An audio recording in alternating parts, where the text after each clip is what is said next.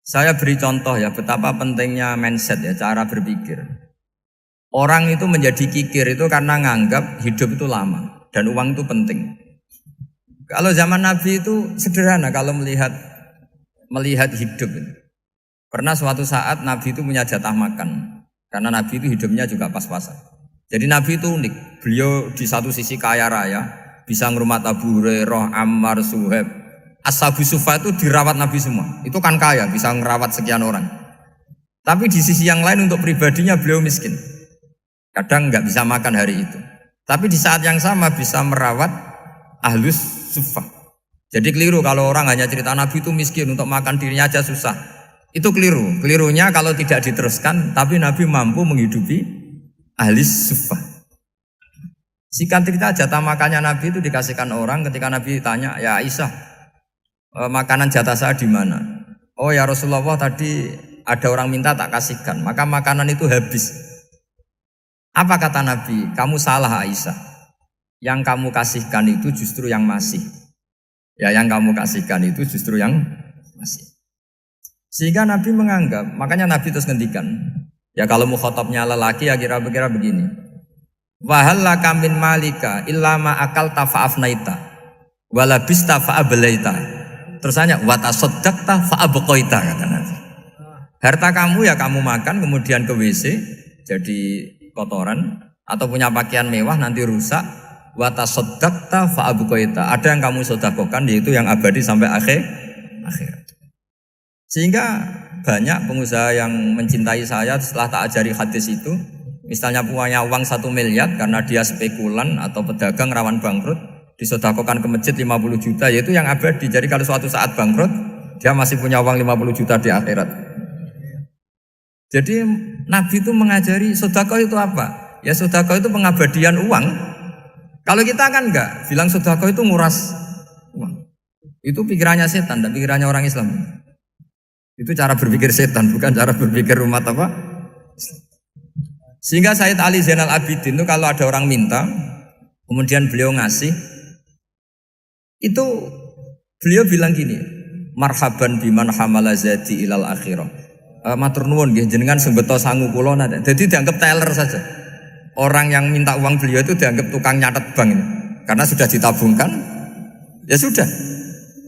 Kalau kita kan enggak, wah pengemis tuh ganggu gini-gini. Kecuali pengemis profesi ya mungkin kita agak-agak enak. Mari zaman akhir tuh ada pengemis apa? Profesi, jadi repot teman. Terus tak beri contoh lagi kebahagiaan ketika kita milih Islam moderat. Islam kita diajarkan guru-guru kita, utamanya oleh guru kita Mbah Maimun. Saya juga sering ketemu beberapa ulama dunia termasuk Habib Umar. Saya juga ikut sowan ke sini pas beliau sama Habib ini Hasan Toha Putra di sini sama orang-orang moderat. Itu cara berpikir juga luar biasa indah. Beliau pernah cerita ya, beberapa ulama lah, banyak yang cerita itu. Saya pernah diceritani seorang alim ketika ada orang ekstremis itu mau ngebom di tempat maksiat. Kebetulan yang maksiat itu kebanyakan ya orang Islam. Karena di negara yang mayoritas Islam. Ditanya sama Syekh Sa'rawi. Syekh Sa'rawi itu mufassir top di mana? Mesir. Ini mau tak habisin karena mereka orang Islam kok maksiat terus. Terus ditanya sama Imam Sa'rawi, laumatu ala khini ma'asihim aina masiruhum. Kalau mereka mati dalam keadaan maksiat, mereka kemana? Ya ilan nar, mereka pasti masuk neraka. Terus ditanya sama Imam Sa'rawi, wahal masiruhum ilan nar muradun nabi amlah. Punya umat maksiat kemudian mati masuk neraka, itu yang diinginkan Nabi apa enggak? Ya tidak aja. Ya sudah, enggak usah dibom, ditunggu tobatnya kata. Karena kalau mati dalam keadaan itu ke neraka dan itu tidak yang diinginkan Rasulullah Sallallahu Alaihi Wasallam. Terus ekstremis ini menjadi tobat, tidak berpikir ekstremis mas. Jadi orang itu harus berpikir mindset yang baik. Meskipun kadang berpikir baik itu ya agak-agak kacau. Ada seorang wali majdub itu kalau berdoa agak kacau, tapi nggak bisa dibantah. Masyhur itu doa itu.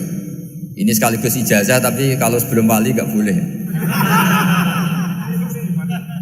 Itu datang ke makamnya Rasulullah SAW. Terus doanya itu begini, ya Allah sekarang terserah engkau. Ya Allah, sekarang terserah engkau. Jika saya kamu jadikan orang soleh, jika saya engkau jadikan orang soleh, maka surra habibuk, maka kekasihmu ini senang. Yang susah musuhmu yaitu setan. Tapi kalau engkau menjadikan saya orang fasik, maka yang susah kekasihmu, yang senang musuhmu. Jangan punya dua pilihan itu. Wah itu kan doa tapi kayak teror itu. Ya jadi berdoa di Raudhah. Wah itu pasti mandi itu karena agak-agak maksa Tuhan itu. Ya Allah, engkau punya dua pilihan. Jika saya jadi orang soleh, maka kekasihmu ini senang, musuhmu yang susah yaitu setan. Tapi jika saya jadi orang fasik, maka musuhmu yang senang, kekasihmu yang susah. Mohon terserah jenengan, mau menyenangkan kekasihmu, apa menyenangkan musuhmu? Gitu. Kira-kira gimana? Kalau tertarik boleh doa itu dipraktekkan. Tapi kayaknya kalau copy paste itu gak keren, apa? Jadi dulu orang itu muamalah sama Allah dan Rasul itu rileks. Rileks itu nyaman karena ya tadi, qul bi fadlillah wa bi rahmati fa bidzalika falyafrahu. Sehingga Imam Izzuddin bin Abdissalam itu ngendikan innalladzina yarmunal muhsanatil ghafilat. Di antara kebaikannya ibu-ibu atau mbak-mbak ini harus berstatus ghafilat. Perempuan-perempuan pelupa. Ghafilat itu pelupa. Pelupa dari kenikmatan maksiat sehingga mereka dengan taat. Misalnya ada ibu-ibu atau mbak-mbak atau juga bapak-bapak tahajud, kemudian nyaman dengan tahajud itu. Kira-kira terbersit enggak ingin maksiat? Enggak kan, karena sudah nyaman dengan tahajud, dengan taat. Maka dibutuhkan kenyamanan dalam beribadah. Sebab itu ala bizikrillahi tatmainnul qulub. Makanya saya termasuk kiai yang setiap ngaji itu happy, seneng. Karena ini untuk kampanye, seneng dengan ngaji, dengan taat itu sudah luar biasa. Kayak apa kalau mereka senengnya kalau nunggu melakukan maksiat. Jadi termasuk bentuk perlawanan kita terhadap maksiat adalah usahakan kamu tuh bahagia, seneng dengan taat. Istiqnas billah, mu'anasah billah, farah billah, itmi'nan tumakninah billah. Sehingga ini mencukupkan kita tidak berkebutuhan maksiat. Meskipun kita ya manusia, pasti suatu saat atau sudah pernah maksiat. Serasa diceritakan lah, itu mesti gitu. Lah orang-orang dulu itu orang yang sukses mengelola bahagia ma'allah wa billah walillah. Sehingga wali-wali dulu itu jadi wali itu tidak mesti karena ibadahnya banyak, itu enggak. Mereka orang yang ibadahnya itu biasa. Biasa-biasa sekali. Ulama-ulama dulu ibadahnya biasa sekali. Tapi qulubuhum ma'allah, hatinya itu ma'allah. Itu ada seorang wali itu jadi wali, Umar bin Abdul Aziz yang dikenal khamisul khulafa. Khamisul khulafa. Di luar khulafa Ar-Rasyidin 4, di antara yang soleh adalah siapa? Umar bin Abdul Aziz. Itu ketika mau meninggal, itu senangnya bukan main. Itu semuanya nangis, beliau senang. Terus tanya, kenapa kamu senang? Memangnya saya kalau mati itu kemana aja?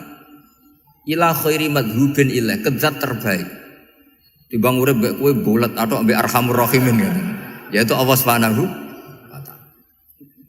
Jalaluddin Ar-Rumi ketika mau meninggal itu muridnya nangis semua, beliau marah.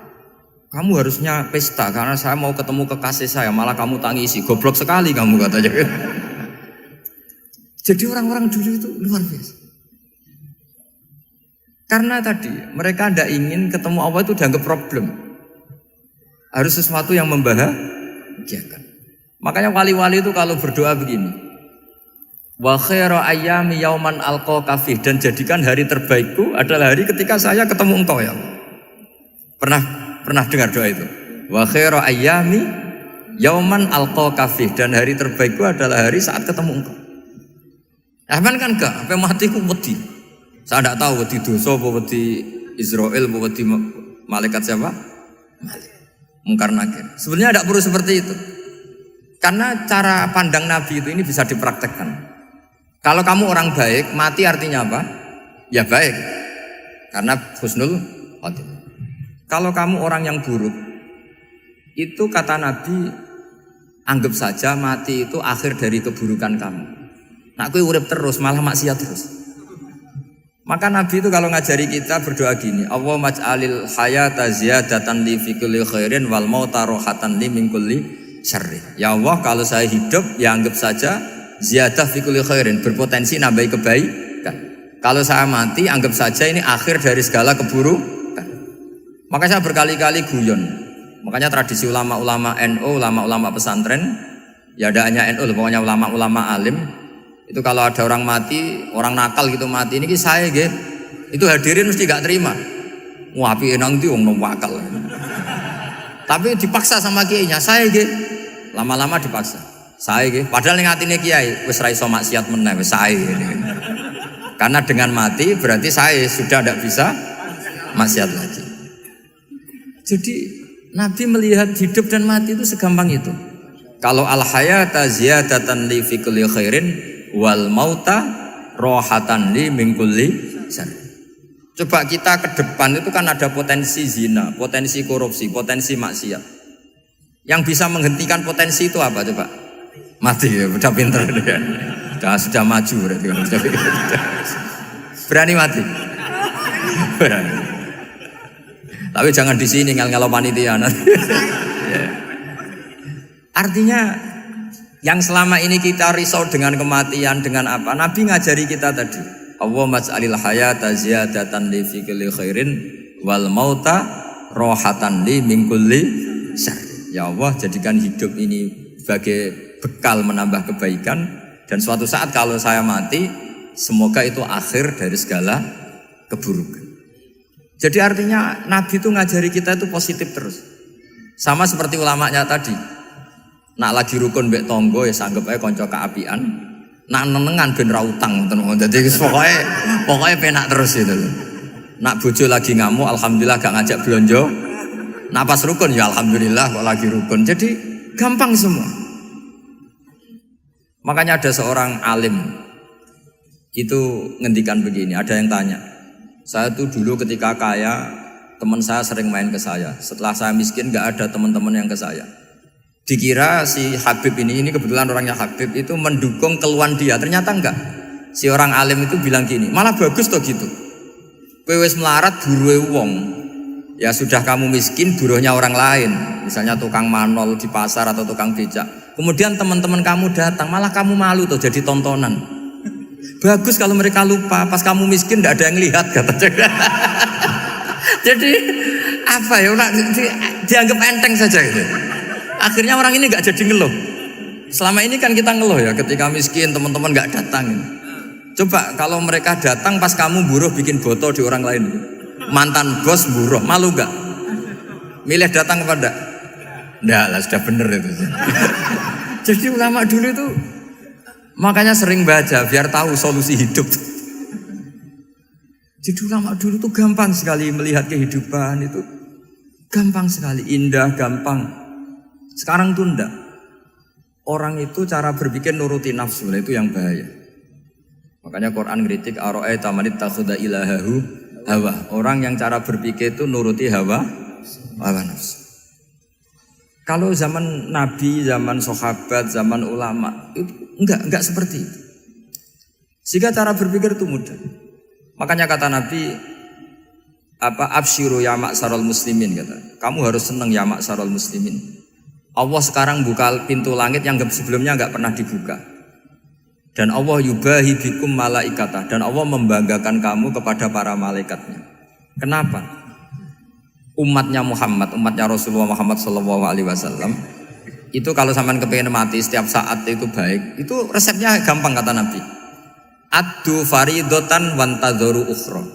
Jadi Allah memberitahu, ya Muhammad, umatmu ini luar biasa. Jadi misalnya tadi kita sholat subuh, ditanya, Bahak kamu sekarang ngapain? Nunggu sholat duhur ya. Setelah sholat duhur ditanya lagi, nunggu apa asar? Sehingga faman kanat hijratuhu ila wa rasulih fa hijratuhu ila wahi. Jadi kalau ya sudah ini tak ijazahkan. Kalau setelah sholat subuh nunggu apa? Duhur. Setelah duhur nunggu. Sehingga ketika kita mati itu statusnya penunggu sholat. Tapi kamu kan enggak miskin. Kenapa? Penunggu kaya. Ya itu enggak masuk surga itu. Penunggu kemapanan. Berarti kan menunggu sesuatu yang seleranya nafsu. Beda kalau penunggu sholat. Berarti kamu di dunia menunggu ritual ibadah. Maka di antara ijazahnya Nabi apa? Addu faridotan wantazoru ukhra. Melakukan satu fardu, kemudian kita menunggu tugas berikutnya. Jadi niati saja setelah subuh nunggu apa? Duhur. Setelah duhur, meskipun kita di perapatan, apa? Nunggu asar. Tapi ya asar betul, jangan nunggu tok pas asar ndak. Jadi sebetulnya umat ini gampang sekali. Jadi di antara kebanggaan Allah, yubahi itu Allah bangga dengan malaikatnya adalah umat ini adalah addu faridotan wantazoru ukhra, melakukan satu fardu kemudian menunggu fardu yang lain. Dari mengkhidmati kampus, ingin mengkhidmati masyarakat, dari satu masyarakat lokal Semarang menjadi sampai sekarang sampai Banjarmasin, Unisula mau bikin kampus di sana terus gitu. Dari satu tugas ke tugas yang lain. Makanya Islam diajarkan setelah satu tugas selesai, faida faruh tafan sok. Jadi sehingga hidup kita itu dinamis, dari satu kebaikan menunggu kebaikan lain, dari satu kebaikan menunggu, sehingga hidup kita ngapain? Nunggu satu kebaikan. Ini sudah masuk faman kanat hijratuhu ilallahi wa rasulih fa hijratuhu ilallahi wa rasulih. Sehingga bayangkan kalau kita direkam Allah, Gusti kula ampun mati nak dereng sugih. Wis melarat puluhan tahun, sakit, nunggu sesuatu sing sifatnya nafsu, kepengin sugih. Sugih tok aja cukup. Tahu buruh wong sing tahu ngenyek ndekne lho, itu kan urung-urung wis dendam. Saya belum mau mati sebelum kaya dan buruhkan orang yang pernah melecehkan saya. Wis ngono akhirnya mati urung sugih. Berarti wis fakir matine hasud. Mau itu ngenes dunia akhirat kan kira-kira seperti itu. Kamu santai aja kalau fakir berarti ngeringankan hisab karena ada banyak harta. Yang mau dihisab apanya, enggak punya apa-apa. Jadi saya mohon sekali ya, Islam itu mengawal kebahagiaan.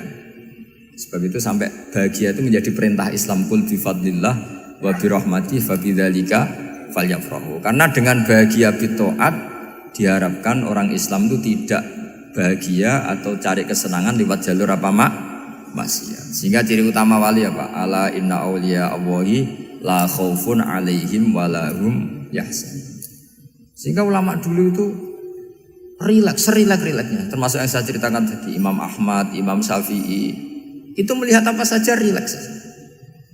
Ya tadi kalau disenangi orang ya barokah, punya kawan kebaikan. Nak dineng ya barokah dineng di gedingi tonggo rada utang, ngeranjuk tulung itu. Jadi rileks saja. Masyhur itu Imam Syafi'i ngendikan, waman asaa ilaika faqad atlaqaka. Orang yang berbuat buruk sama kamu, hakikatnya adalah membebaskan kamu. Atlaqo itu apa? Membebaskan. Enak gak jadi hidup gitu? Kalau kamu kan enggak, kok gedeng aku salahku apa? Malah kamu ujub tuh, orang kok gak tahu salahnya. Kamu jadi suami, istrinya ngomel, kurang apa saya sebagai suami? Ya kurang banyak, enggak ganteng, enggak kaya, enggak ini.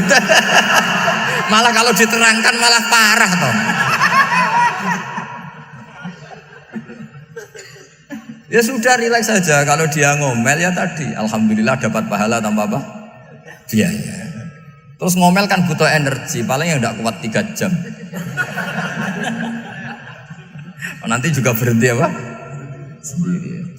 Terus ambil nilai positifnya, misalnya ngomel sama suaminya, bagus lah. Kalau ngomel sama tetangga malah kayak apa gitu aja udah.